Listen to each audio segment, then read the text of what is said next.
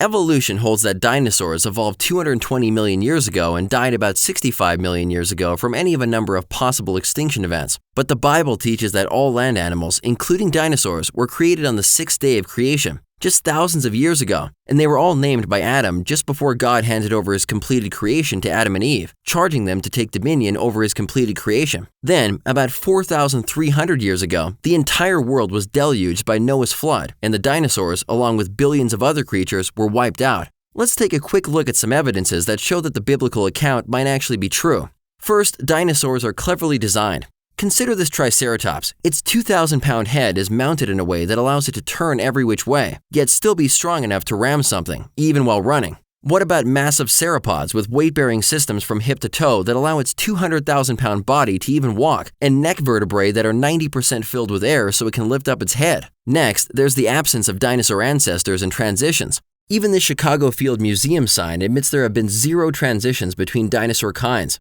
It shows question marks regarding where they came from. It's almost like someone just put each basic kind on Earth right at the same time. There are even dinosaur design features that show they lived in the ideal pre-flood world. Sauropods can exceed 200,000 pounds, yet they have tiny nostrils for breathing. Pterodactyls may have been too heavy to fly in today's atmosphere. Same with huge pre-flood dragonflies. The fossil record is filled with giant creatures and plants. We know this because there are billions of dead things buried in rock layers laid down by water all over the Earth. And when we look at the dinosaur fossil record, we see that they were buried furiously, rapidly, and simultaneously, oftentimes found fleeing in groups. Take this massive bone bed in Hilda, Canada. Thousands of centrosaurs were catastrophically buried over an entire square mile. Or this one in China, where thousands of different kinds of dinosaurs were simultaneously buried in a single 980-foot-long ravine. There are hundreds of dinosaur bone beds all over the world, including the U.S., where the Morrison Formation covers 13 states and 700,000 square miles. Thousands of torn-apart dinosaurs are buried here in hundreds of mass graves, with many found in the classic death pose with their necks arched back, choking as they died. Museum signs everywhere even admit they died in a watery catastrophe. Some dinosaurs are even found mummified, with tree leaves, flowers, ferns, shrubs, and algae still in their stomach. Dinosaurs are even found buried with marine creatures. Isn't a global flood the best explanation for this? Scientists have been discovering soft tissue in dinosaur bones.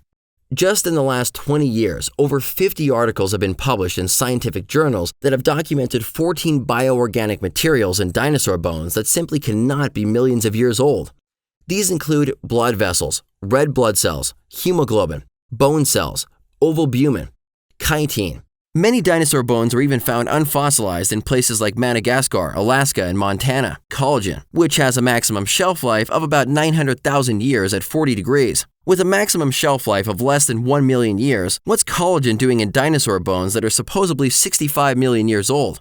Limited DNA, skin pigments, FEX proteins, histones, keratin, and elastin.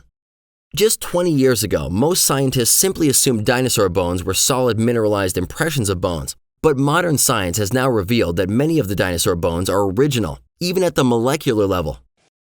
Does this evidence seem to support the Bible's recent and violent flood, or evolution stories? Kinda makes you think, doesn't it? Looking for answers about what the Bible teaches about creation, the fossil record, dinosaurs? Download the Genesis Apologetics app for answers to these questions and more.